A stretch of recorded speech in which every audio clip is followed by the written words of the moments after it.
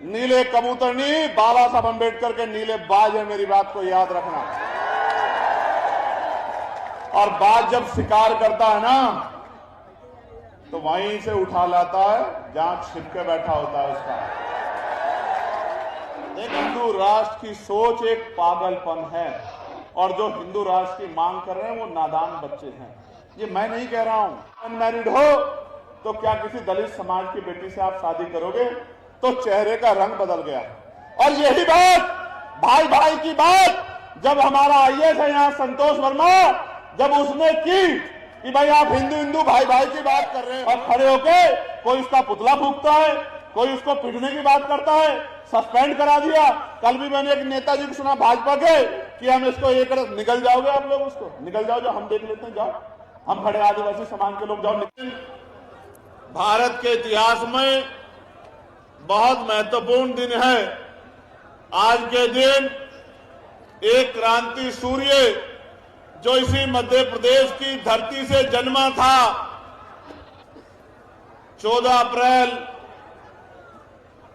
1891 को, वो सूर्य 6 दिसंबर 1956 को आज ही के दिन अस्त हुआ था। साथियों, इसलिए बड़े दुख का दिन है। मैं खुद की तरफ से, अपनी पार्टी की तरफ से, हमारे संगठन की तरफ से, एक एक कार्यकर्ता की तरफ से परम पूजनीय विश्वरत्न डॉक्टर बाबा साहब अम्बेडकर को अपनी आदरांजलि पेश करता हूं। और आदरांजलि पेश करने का मतलब ये नहीं है कि सिर्फ भाषण करके या नारा लगा के बात खत्म हो जाए। आज इस मध्य प्रदेश की धरती पर जब मैं सुबह पार्लियामेंट गया था बाबा साहब अम्बेडकर को नमन करने के लिए, तो ये संकल्प लेके वहां से चला था कि आने वाले कुछ सालों के बाद देश की संसद में एक अम्बेडकरवादी प्राइम मिनिस्टर बनकर जाएगा। ये संकल्प करके आज दिल्ली की पार्लियामेंट से निकला। प्यारे साथियों, बाबा साहब को मानने का मतलब है बाबा साहब को जानना। जब तक आप बाबा साहब को जानोगे नहीं, तब तक आप बाबा साहब को मान नहीं सकते। और उनको सच्ची आदरांजलि ये होगी कि आप बाबा साहब अम्बेडकर के विचारों को पढ़ें और उन विचारों पर चलने का काम करें। मैं जब जब मध्य प्रदेश आता हूं, मुझे मध्य प्रदेश से झोली भर भर के प्यार मिलता है, इसमें कोई दो राय नहीं है। देश में बड़े बड़े आंदोलन हुए, बड़े बड़े सम्मेलन हुए, लेकिन भोपाल जैसा सम्मेलन मध्य प्रदेश के अलावा कोई नहीं कर पाया। लेकिन सिर्फ भोपाल के सम्मेलन से बात आगे नहीं बढ़ेगी। मैं आज के कार्यक्रम की शुरुआत उस शपथ से करूंगा जो शपथ अभी पश्चिम उत्तर प्रदेश के 3 मंडल की सभा करके हम लोगों ने लिया था। महत्वपूर्ण दिन है। मैं आपसे आग्रह करूंगा जो जिस स्थान पे है वो वहीं से हाथ को ऐसे आगे करे, और मेरे साथ जो मंच पर उपस्थित है हमारे नेतागण, उनसे भी आग्रह करूंगा कि वो भी अपना हाथ सामने करके मेरे साथ संविधान की शपथ ले। हम भारत के लोग भारत को एक संपूर्ण, प्रभुत्व संपन्न, समाजवादी, पंथनिरपेक्ष, लोकतंत्र में गणराज्य बनाने के लिए तथा उसके समस्त नागरिकों को सामाजिक, आर्थिक और राजनीतिक न्याय, विचार, अभिव्यक्ति, विश्वास, धर्म और उपासना की स्वतंत्रता,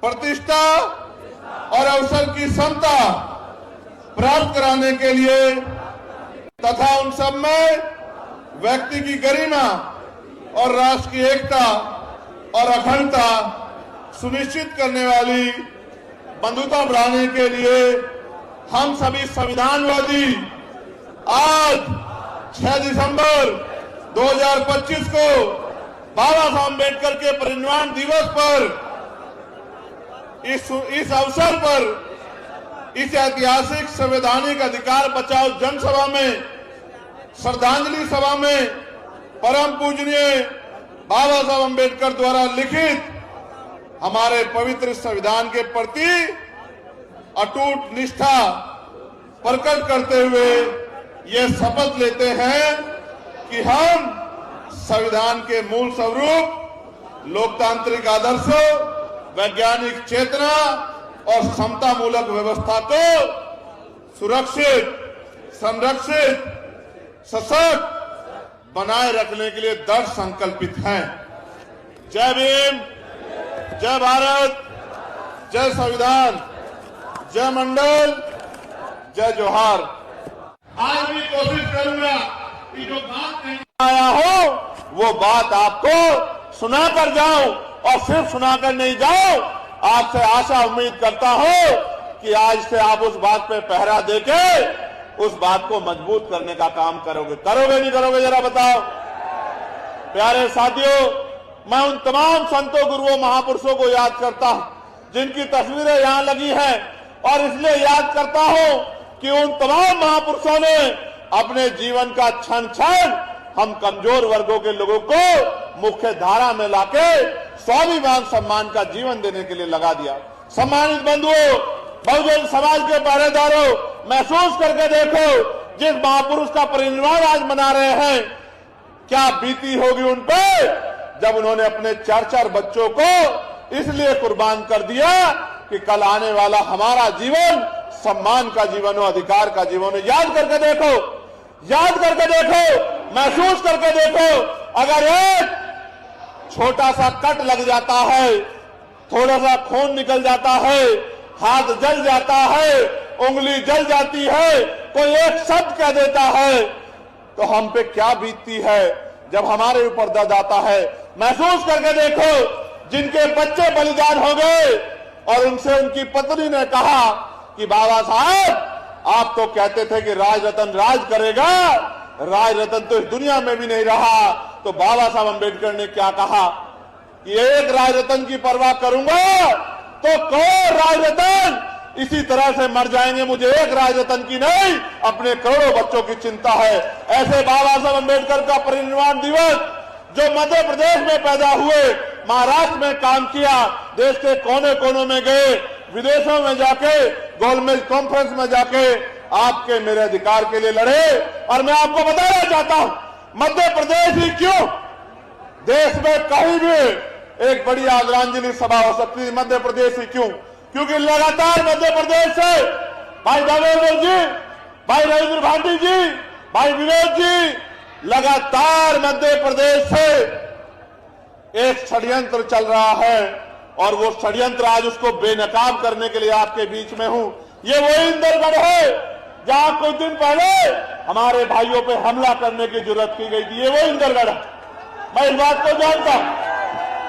और हमला करने वाले भी हमारी ताकत को जानते हैं, वो बेवकूफ नहीं है, हमारी ताकत को जानते हैं। मुट्ठी भर लोग हैं, मैं उनको जानता हूं। अगर एक जोर से आवाज लगा दी तो भग्गी मच जाएगी, मैं इस बात को भी जानता हूं, मैं अपनी क्षमता को जानता हूं। प्यारे साथियों, गौर से सुनो कि क्या षड्यंत्र है। षड्यंत्र ये है कि इस देश को जो मजबूत करता, अखंड बनाता, वो भारत के संविधान को कमजोर करने का षड्यंत्र किया जा रहा है।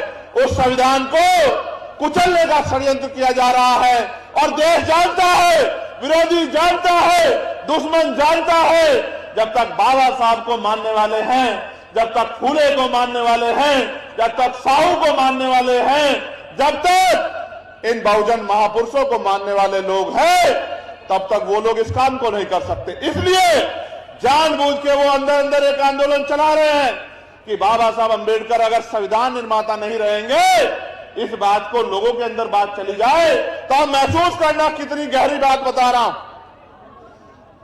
मरते रोज लोग हैं, सड़क पे एक्सीडेंट होते हैं, लोग जलकर मरते हैं, पीड़ा में मरते हैं, तमाम तरह के अन्य अत्याचार में मरते हैं, लेकिन हम उस दुख को कितने समय तक गले से लगाते हैं, हम उस दुख को कितने देर तक याद रखते हैं, हमें उसकी पीड़ा कितनी देर होती है, इस बात को समझना पड़ेगा मेरे साथियों। वो जानते हैं अगर इनके मन से बात निकल जाए कि बाबा साहब अम्बेडकर संविधान निर्माता नहीं है, तो अगर कल हम संविधान को बदलने की कोशिश करेंगे तो ये लोग चुप हो जाएंगे, क्योंकि ज्यादा देर ये दुख नहीं रख पाएंगे मन में। और जब तक ये बात इस देश के इतिहास पर लिखी है, इस देश की छाती पर लिखी है कि बाबा साहब अम्बेडकर संविधान निर्माता है, किसी की मां ने दूध नहीं पिलाया कि वो संविधान की तरफ आंख उठाते हैं। मेरी बात को आप याद रखें। इसलिए जानबूझ के षड्यंत्र करके आपके मन में जो संवेदना है, जो भावना है, बाबा साहब अम्बेडकर इस देश के प्रति उनको अपमानित किया गया। अंग्रेजों के साथ जोड़ के उनके विरोध में जाति के आधार पे मैं आपको बस ये बताना चाहता हूं, ये षड्यंत्र पुराना है, लेकिन मैं आपको एक घटना के बाद साथ इस बात को मजबूत करके बताऊंगा। महाराष्ट्र में नामांतर आंदोलन चल रहा था। माननीय अध्यक्ष जी, मेरी बात पर गौर करना। महाराष्ट्र में नामांतर आंदोलन चल रहा था। महाराष्ट्र में जो मराठा यूनिवर्सिटी है उसका नाम बाबा साहब अम्बेडकर के नाम पर करने की बात चल रही है।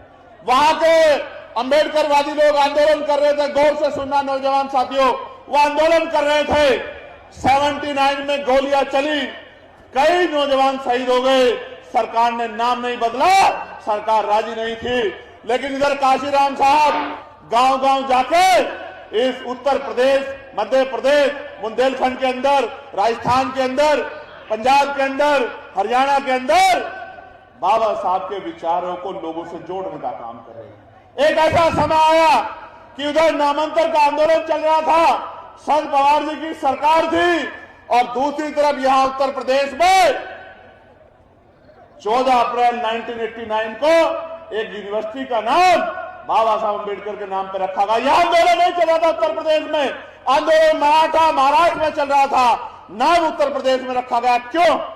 क्योंकि बाबा साहब अम्बेडकर के अनुयायी मान्यवर काशीराम साहब ने बाबा साहब के नाम पे जन समर्थन जुटाने का काम तैयार कर दिया था और घर घर तक बाबा साहब की बात पहुंचाने का काम कर दिया था। इसलिए उनको लगा इस देश में कुछ भी सामाजिक नहीं है, कुछ भी सामाजिक नहीं है, सब राजनीतिक है।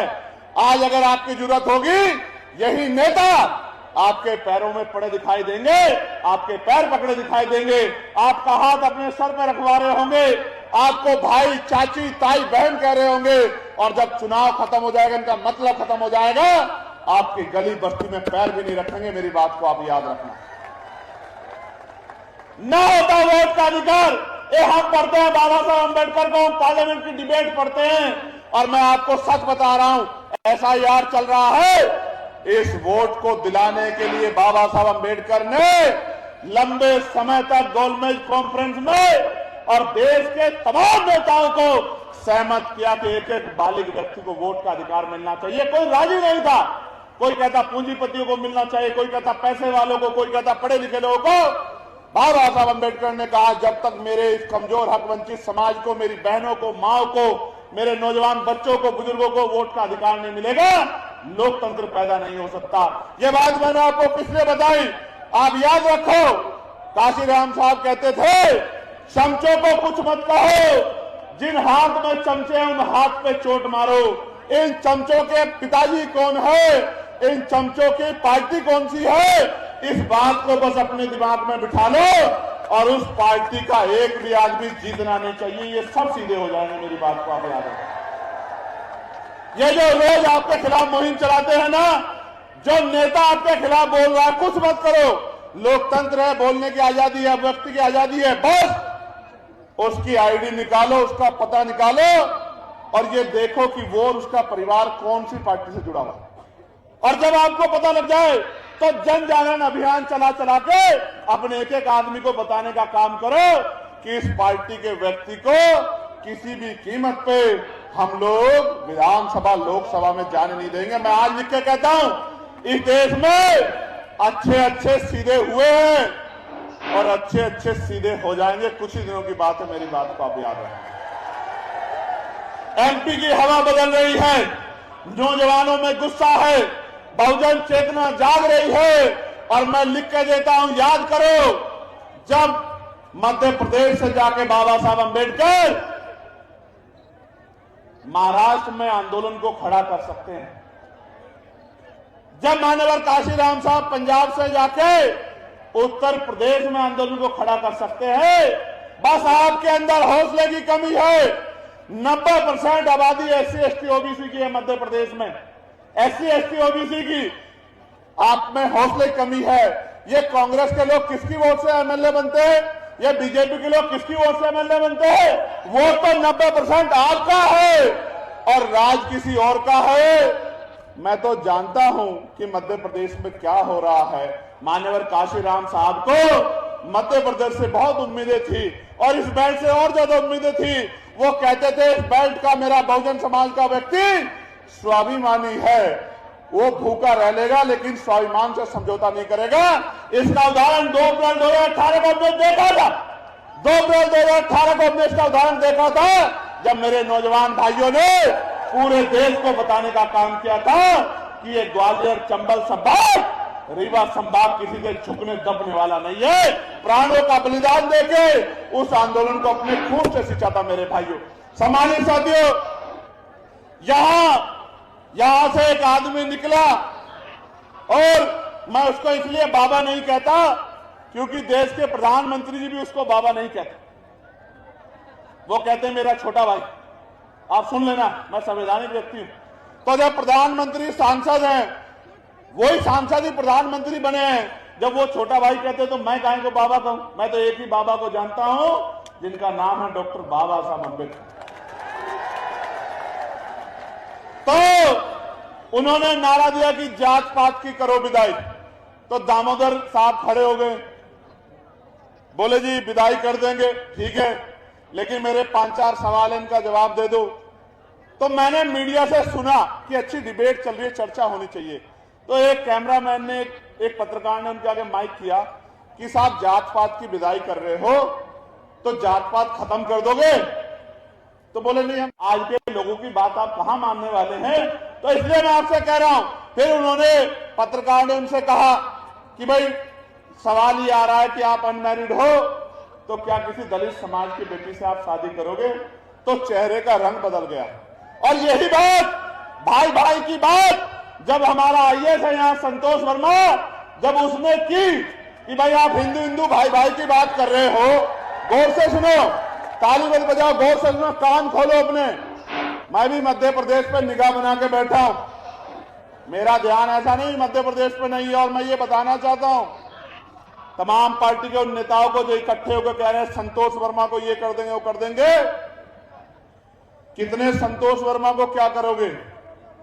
कल हर घर से संतोष वर्मा निकलेगा, दामोदर मंडल निकलेगा, रविंद्र भारती निकलेगा, देखूंगा कितने लोगों को आप क्या करोगे। तो उन्होंने क्या कहा? उन्होंने कहा कि जब तक हिंदुओं में रोटी बेटी का रिश्ता नहीं होगा, इसी बात को बाबा साहब अंबेडकर कह रहे थे, इसी बात को संतराम बीए प्रजापति कह रहे थे जात पात तोड़क मंडल में, एलिगेशन ऑफ कास्ट में, वो भी यही कहते कि तभी तो भाईचारा बनेगा जब जातियों को तोड़ के आप शादियां करोगे। भाई संतोष वर्मा जी ने कहा मैं भी हिंदू और दूसरी जाति के बारे में कहा आप भी हिंदू, और जब तक इनमें रोटी बेटी का रिश्ता नहीं होगा तो भाई कैसे भाईचारा बन जाए, कैसे हिंदू एकता आ जाएगी? तो जैसे कहा तो सारे लोग खड़े हो गए, सारे लोग खड़े हो गए और खड़े होके कोई उसका पुतला फूंकता है, कोई उसको पीटने की बात करता है, सस्पेंड करा दिया।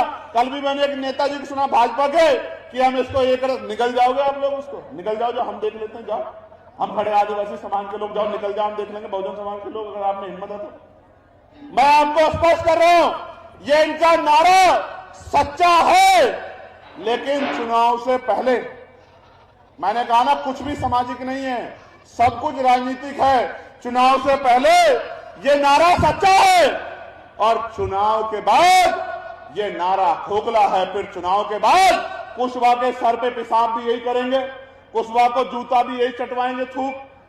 पाल बघेल को जो है अगर वो कथा करेगा तो उसको पीटने का काम भी करेंगे और बारात रोकने का काम भी करेंगे और तमाम तरह का उत्पीड़न करने का काम करेंगे और आरक्षण के नाम पे गाली देने का काम करेंगे और चुनाव में आपके पैरों में ऐसे पड़ के आपसे वोट लेने का काम करेंगे। आपको समझदार बनना होगा। मैं आज कह रहा हूं, आप हिम्मत बढ़ाओ, हम अम्बेडकरवादी लोग तो सीना तान के खड़े हैं। मैं दामोदर मंडल को कहना चाहता हूं, मैं सुनील बैरसिया को कहना चाहता हूं, मैं सुनील अस्ते कहना चाहता हूं, सत्येंद्र विद्रोही अनिल गुर्जर को कहना चाहता हूं, रामप्रीत को कहना चाहता हूं, आरडी प्रजापति जी को कहना चाहता हूं, निकलो घर से और बहुजन समाज में भाईचारा बनाओ। हम तो बनाने वाले लोग हैं, आपके पीछे खड़े होके आपको मध्य प्रदेश की कुर्सी पर बिठाने का काम करेंगे। मेरी बात को आप याद रखें। मैं आपको बहुत जिम्मेदारी से कह रहा हूं।